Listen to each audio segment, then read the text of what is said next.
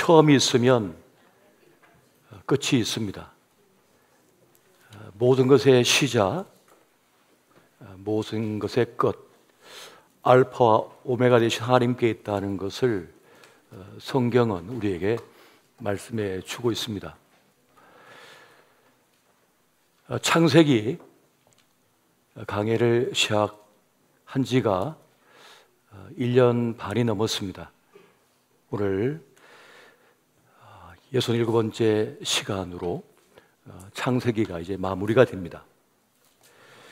창세기는 처음의 책이고 생명의 시작, 인류의 시작을 말하고 있는 요 중요한 그 시대입니다.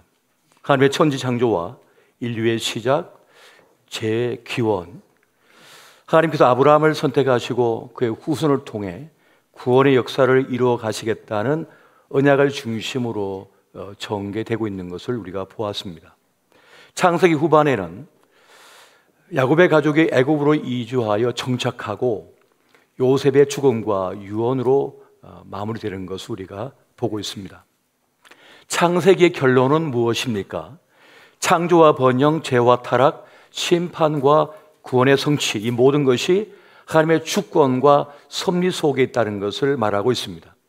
인간의 죄와 실패에도 불구하고 하나님께서는 구원의 계획과 언약을 신실하게 이행하시고 구원을 성취하신다는 것을 우리에게 말하고자 하는 것입니다. 하나님은 자기 백성과 언약적 관계를 맺으시고 성실하게 그것을 수행하시는 분이십니다. 우리가 그 약속을 잊어버리고 망각한다 할지라도 주님께서는 기억하여 주셔서 찾아오셔서 깨닫게 하시고 그 언약의 완성을 이루고자 하시는 것입니다. 노아, 아브라함, 이삭, 야곱을 이어지는 족장들과 언약을 맺으시고 또 그들의 후손을 통해서 큰 민족을 이루고 약속의 땅을 주시겠다고 하는 그 언약을 시행하시고 완성하십니다. 이 언약의 성취가 성경 전체를 관통하는 핵심적인 메시지가 되고 있습니다. 창세기 후반부를 보면 이제 요셉의 생애를 다루고 있는데요. 형들의 시기와 질투로 인하여서 애굽에 팔려간 요셉은 극한 고난 속에서 견디고 애굽의 총리가 됩니다. 그래서 모두가 죽을 수밖에 없는 절대 기근에서 아버지 야곱과 일족을 비롯한 주변국에 있는 사람들을 살려내는 그런 일을 이루어내고 가족들을, 야곱의 일족을 애굽의 고센 땅에 정착을 시키게 합니다. 인간이 만든 악이라도 선으로 바꾸어 모두를 살려내시는 구원의 하나님께서 어떻게 언약의 백성들을 보호하시고 지켜내시며 약속을 성취하는지를 보여주고 있는 것을 우리가 봅니다. 그렇게 하나님의 구원으로서 창세기가 종결되는 것을 봅니다. 이제 야곱과 요셉이 같은 맥락으로 죽음을 앞둘 때에 하나님의 약속의 땅인 가나안에 자신들을 묻어달라고 이야기를 합니다. 같은 유언을 하고 있습니다. 지금까지 어떻게 살아왔던지, 어떤 성공을 거두었던지, 어떤 실패를 거두었던지, 어떤 처지에 놓였던지 관계없이 자신들이 돌아가야 할 곳, 바라보아야 할 곳은 하나님께서 약속하신 땅이라고 하는 것을 보여주고 있습니다.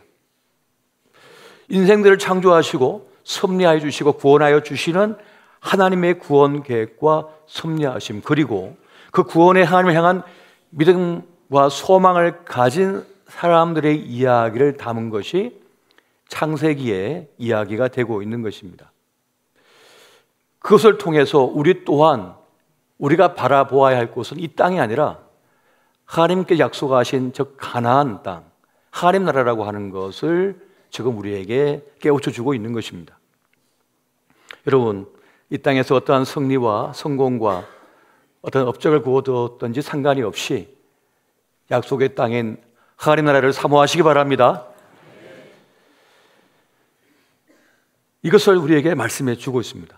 그리고 또 한 가지, 이제 야곱이 죽자 형제들은 요셉을 두려워하기 시작합니다. 지난날 요셉에게 행한 그 악 때문에 요셉이 자신들에게 보복하지 않을까라고 하는 두려움 속에 빠졌습니다.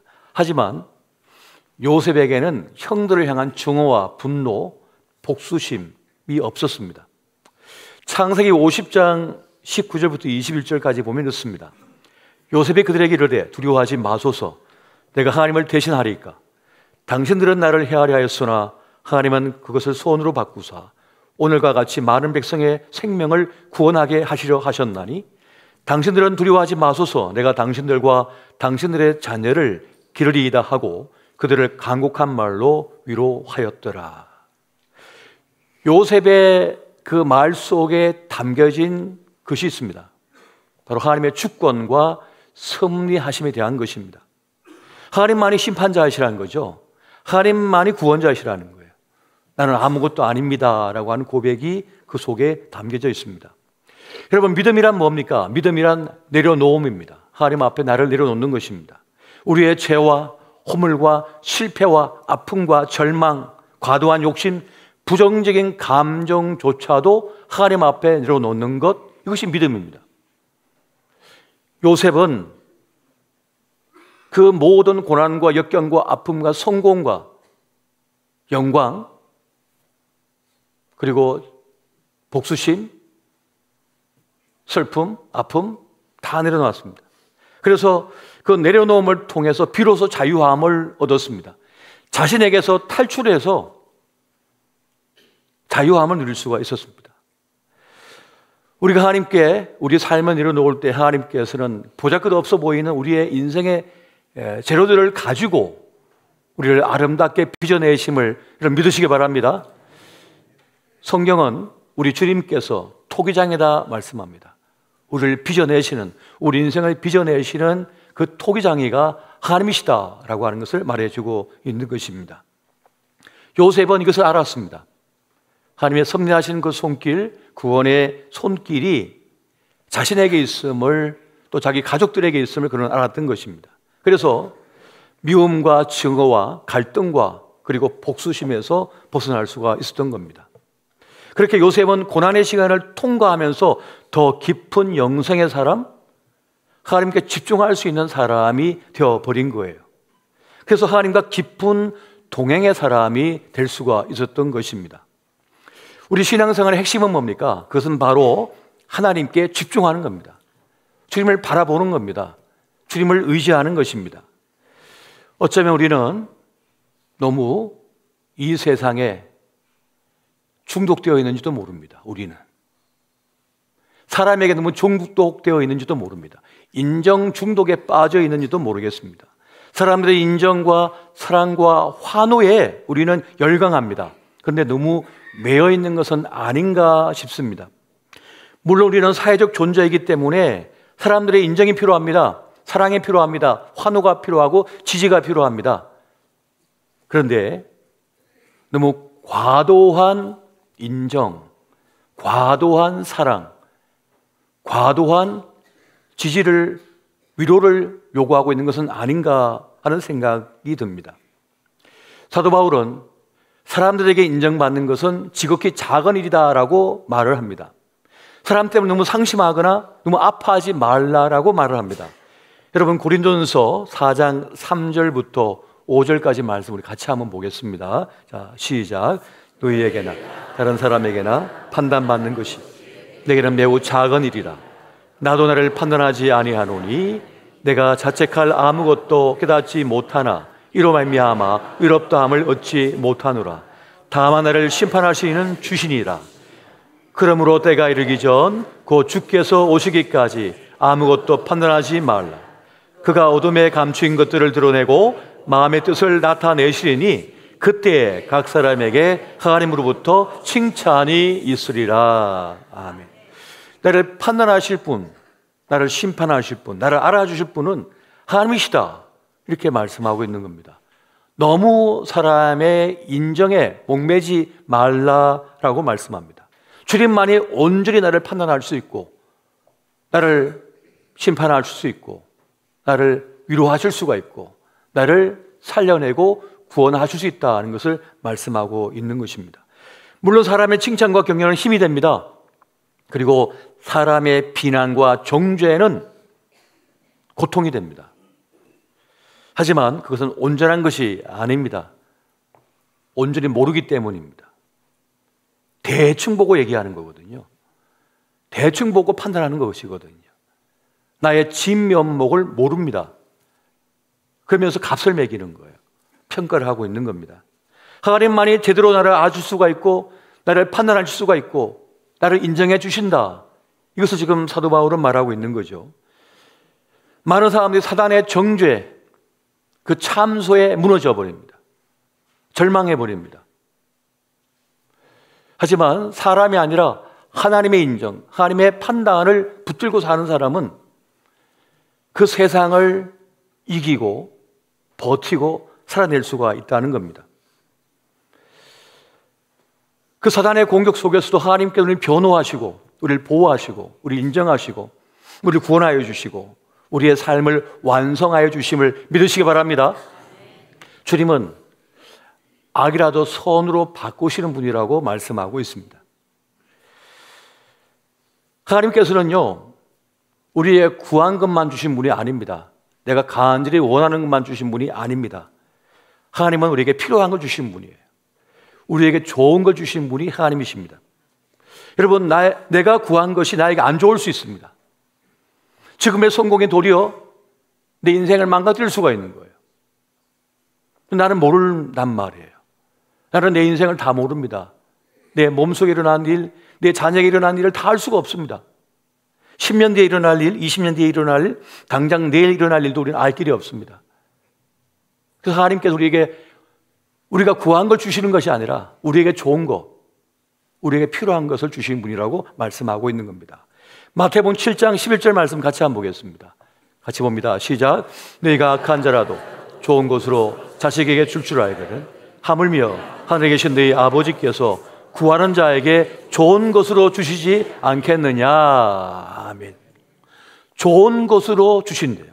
구하는 대로 준다고 하지 않고 구하는 자에게 좋은 것으로 준다. 필요한 것으로 준다. 적절한 걸 주신다. 꼭 필요한 걸 주신다라고 말씀하고 있는 겁니다. 왜요? 주님은 우리 인생의 최종적 승리가 무엇인지 아시는 분이니까요. 우리는 그저 대충 압니다, 인생을. 부자가 되면 승리 아닌가? 건물주가 되면 승리 아닌가? 오래만 살면 승리가 아닌가? 예쁘면 승리가 아닌가? 다 이렇게 생각하는 거예요. 그런데 주님만이 우리 인생의 최종적 승리를 아시는 거예요. 무엇이 승리인지를 아시는 거죠. 우리는 이 자리에 오르기만 하면 승리야 라고 올라갔다가 망합니다. 그저 경쟁에서 싸워서 이기면 내가 승리야 라고 했다가 그 사람 망가뜨려도 나하고 같이 망합니다. 그 상처 아픔 때문에 이게 먹으려다가 경쟁에서 이기려다가 굳이 안 이겨도 되거든요. 그냥 내 삶을 살면 되거든요. 그러니까 최종적 승리를 모른다고요. 이것만 가지면 나는 승리야 라고 해서 정식하게 달려가다가 다 고갈돼요. 뭐가? 내 심장이, 내 뼈다귀가, 내 영혼이 다 파괴돼 버리는 거예요. 오르기는 올랐는데 아무것도 없어요. 만신창이에요. 주님만이 우리 인생의 최종적 승리를 아신다. 최종적 승리가 뭔지를 아셔서 구한 대로 주신 것이 아니라 좋은 걸 주신다고 말씀하는 겁니다. 이것이 선으로 끝을 내시는 하나님의 은혜의 힘을 믿으시기 바랍니다. 사실 우리는 언제든지 우리 안에 감춰진 그 죄성으로 인한 악이 표출되어 될 수밖에 없는 존재입니다. 훌륭한 믿음의 사람 다윗조차도 예외가 아니었습니다. 요셉도 예외가 아닙니다. 여러분, 다윗은 의의 사람이죠. 대적 사울 왕이 그를 그렇게 무고한 다윗을 없애기 위하여 군대를 동원하고 전쟁 중에도 군사를 빼가지고 다윗을 잡으러 다녔으니까요. 얼마나 고초를 많이 받았습니까, 다윗이. 그런데 그 사울을 끝낼 수 있는 기회가 거듭 주어졌지만 다윗은 사울을 해치지 않습니다. 그런 기름 부음 받은 하나님의 사람이니 내가 해칠 수 없다, 주의 손에 맡긴다 하고 손대지 않습니다. 그렇게 의로운 다윗조차도 그 악이 폭발할 때가 있었어요. 다윗과 그의 군대가 양떼를, 가축떼를 몰고 있는 나발, 거부를 돌봐줬습니다. 보호해줬습니다. 여러분, 양털을 깎을 때가 되어서 축제를 벌일 때 다윗이 우리도 함께 그 축제에 참여할 수 있는 기회를 달라고 함께 그 축제를 나누자고 얘기하는데 나발이 다윗을 조롱합니다. 배은망덕하게 여러 번 구해줬는데도 불구하고 그 순간 다윗은 폭발해버립니다. 당장 가서 나발과 그 일족을 다 멸할 것이라고 하면서 이제 달려나가려고 그래요. 그때 나발의 아내인 아비가일이 찾아와가지고 자기 남편의 죄를 사죄를 하면서 용서를 해달라고 하죠. 그 순간 다윗이 거기서 멈춥니다. 분노에서 자기를 건져요. 여러분, 우리의 의라고 하는 것, 우리의 교양이라고 하는 것, 우리의 신앙이라고 하는 것 한순간에 무너질 수 있습니다. 내 의를 붙들고 내 공로를 붙들고 얼마 못 삽니다. 한순간에 파괴될 수 있고 무너질 수가 있는 거예요. 하나님께서 보내주신 사람 아비가일로 인하여 다윗은 자기의 분노를 잠재우고 하나님 앞에 자기를 맡깁니다. 그래서 오점을 안 남기죠. 만약 다윗이 그들을 진멸했다면 다윗은 지금의 다윗이 아닐 겁니다. 그 위기의 순간에 하나님께서는 그를 돌보셨고 보호해 주셨습니다. 악이라도 악으로 끝나지 않고 선으로 끝나도록 행하시는 하나님의 섭리하신 손길을 여기서 볼 수가 있는 겁니다. 여러분, 하나님께서는 이렇게 우리의 삶을 악이라도 선으로 바꿔내시기 위하여 섭리의 손길로 함께하고 계십니다. 때로는 성령 충만케 하시고, 때로는 어떤 말씀을 통하여 깨닫게 하시고, 때로는 정말 귀한 사람들을 붙여주시고 만나게 해주셔가지고 엉뚱한 행동하지 않도록, 그 분노에 불태워지지 않도록 보호해주시고 보살펴 주시는 거예요. 하나님께서는 선하신 구원의 역사를 통하여 요셉을 사용하여 주셨고, 또 아비가일 같은 이를 사용하여 주셨고, 또 하나님의 선하신 뜻을 위하여 예수님 공생의 때에는 12제자를 세우시고, 그리고 마리아 마르다 같은 헌신자들을 통하여 또 돕게 하셔서 하나님의 선한 일을 이루게 하셨던 것입니다.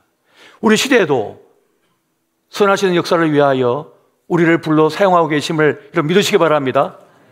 주님께서 하나님의 뜻을 위하여, 그 선하신 구원의 역사를 위하여 우리의 이름을 호명하여 불러 세워주시는 것입니다.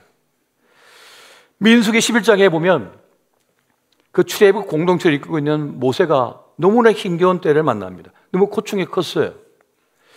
그래서 모세가 너무 힘들다고 하며 하나님께 도움을 요청하자 하나님께서는 모세를 도울 일꾼들을 세우라고 말씀합니다. 네가 원하는 사람, 네가 볼 때 괜찮은 사람 데리고 오라, 함께 서라. 그러면 내가 그들을 너와 함께 짐을 지고 나아가도록 하겠다라고 말씀한 장면을 보게 됩니다. 민수기 11장 16절, 17절 말씀 같이 한번 보겠습니다. 시작. 여호와께서 모세에게 이르시되 이스라엘 노인 중에 내가 알기로 백성의 장로와 지도자가 될 만한 자 70명을 모아 내게 데리고 와 회막에 이르러 거기서 너와 함께 서게 하라. 내가 강림하여 거기서 너와 말하고 내게 임한 영을 그들에게도 임하게 하리니 그들이 너와 함께 백성의 짐을 담당하고 너 혼자 담당하지 아니하리라. 아멘. 함께 그 십자가를 짊어지고 나아갈 사람을 세우고 있다는 겁니다. 하나님의 선한 역사를 위하여, 그 선함을 위하여, 선한 최종적 승리를 위하여 하나님의 사람 일꾼들을 세우신다는 것을 말씀해 주고 있습니다. 느헤미야 3장과 4장을 보게 되면 무너진 예루살렘 성벽을 재건하는 그 엄청난 일을 위하여 하나님께서는 모든 백성들에게 감동을 주셔서 자기 몫을 감당하게 합니다. 그런데 그때 산발락과 도비아 같은 대적들이 일어나서 그 성벽 재건을 방해하죠. 공격하려고 합니다. 여우가 올라서도 그냥 그 성벽은 무너질 거라고 그렇게 조롱하면서 공격을 하려고 합니다. 그때 느헤미야와 그 백성들은 칼을 차고 창을 들고 그 성벽 재건의 일을 감당하는 모습을 보게 됩니다. 느헤미야 4장 17절부터 18절 말씀 보면 이렇습니다. 성을 건축하는 자와 짐을 나르는 자는 다 각각 한 손으로 일을 하며 한 손에는 병기를 잡았는데 건축하는 자는 각각 허리에 칼을 차고 건축하며 나팔 부는 자는 내 곁에 섰었느니라. 하나님의 선한 역사를 위하여 칼을 차고 창을 들고 그렇게 땀 흘리며 일하는 장면을 여기서 보게 됩니다. 느헤미야 혼자 하는 게 아닙니다. 온 백성이 감동을 받아 함께 성벽을 재건하는 장면을 우리가 보게 됩니다. 여러분, 성벽이 없으면 어떻게 될까요? 영적 성벽이 없으면 어떻게 됩니까? 아무리 집을 호화롭게 만들고 금은 보화를 잔뜩 금고에다 집어넣어도, 잔디를 깎고 화단을 정리해 놓고 담을 높이 쌓아도 성벽이 없으면 간고떼가 들어와 가지고 다 빼앗아가 버립니다. 불태워 버립니다. 난 성공했어, 난 이제 자리에 올라서, 아무 소용 없습니다. 와서 그냥 다 빼앗아가고 불질러 버리면 끝입니다. 그래서 성벽이 필요한 거예요. 우리는 함께 영적 성벽을 재건하도록, 세워가도록 부르받는 사람들입니다. 여러분, 무너진 기도의 성벽을 재건하시기 바랍니다. 무너진 예배의 성벽을 재건하시기 바랍니다. 우리 가정에 지금 기도의 성벽이 무너졌다면 다시 기도를 세워야죠. 예배의 성벽이 무너졌다면 다시 예배를 재건해야 되는 겁니다. 다시 이렇게 세워야 되는 것이에요. 그것이 무너져 있으면 아무리 내가 큰 성과를 거두고 좋은 것을 가지고 있다 하더라도, 성취했다 할지라도 한순간에 무너질 수 있다는 것입니다.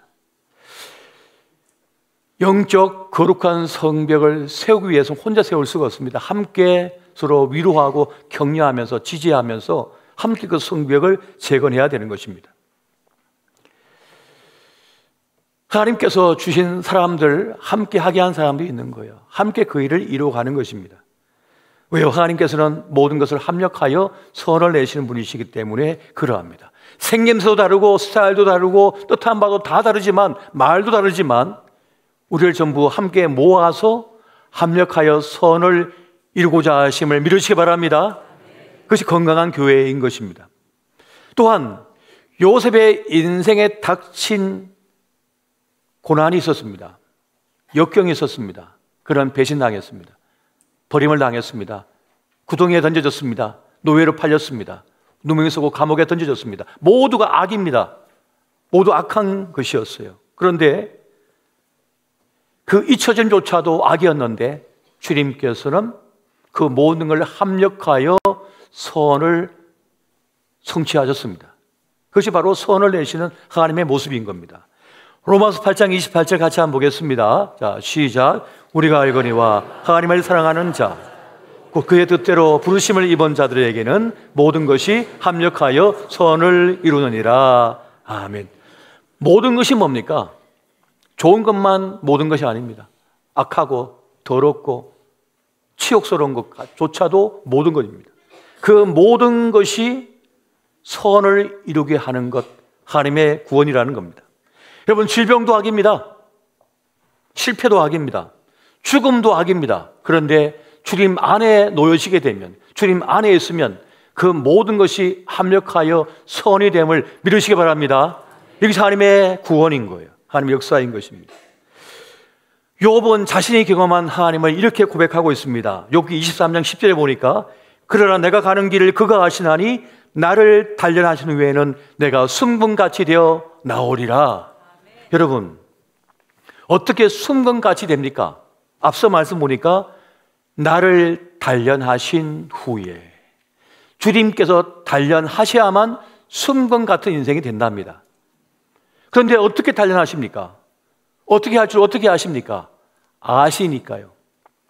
내가 가는 길을 그가 아시나니. 주님께서 우리 가는 길을 아시기 때문에 거기에 합당하게 빚어낼 수가 있는 겁니다. 나를 단련하신 방법이 있는 거예요.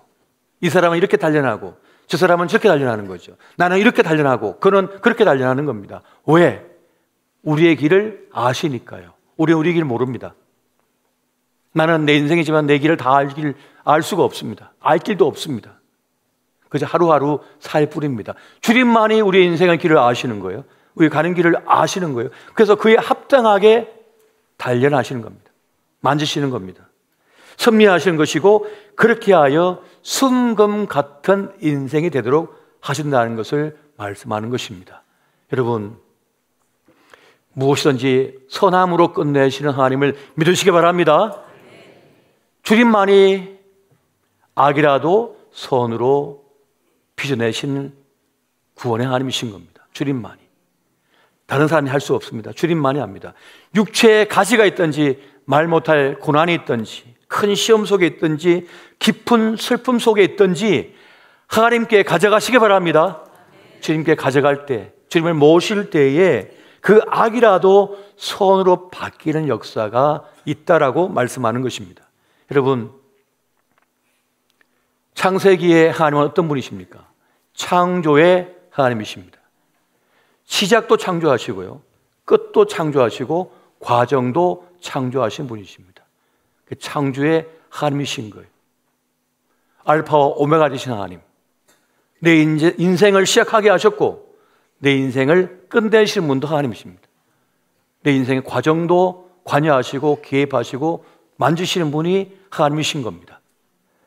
그래서 하나님을 믿는 사람은 너무 큰 두려움에 빠지지 않습니다. 너무 큰 절망에 빠지지 않습니다. 너무 큰 슬픔에도 빠지지 않습니다. 예수 믿어도 슬프죠. 예수 믿어도 아픕니다. 예수 믿어도 어떤 데는 외롭습니다. 그런데 너무 큰 외로움엔 빠지지 않습니다. 왜요? 내 인생을 선하게 바꿔내시고 구원하여 주신 하나님을 믿기 때문인 것입니다. 여러분, 살다 보면 정말 생각지 않은 어려움을 당하죠. 말 못할 큰 아픔을 만납니다. 또 자식 때문에 피눈물을 흘릴 때가 있습니다. 그리고 막막한 내 인생 때문에 두려울 때가 참 많습니다. 하지만 우리 인생을 선으로 끝내시는 하나님, 완성하여 주시는 하나님이 나의 하나님이신 줄 여러분 믿으시기 바랍니다. 그 주님 믿고 나아가십시오. 그 주님을 의지하고 나아가십시오. 그 주님만이 우리의 삶을 선으로 바꾸시고 완성하여 주시며 구원하여 주실 것입니다. 이 은혜가 함께 하시기를 예수 이름으로 축원드립니다.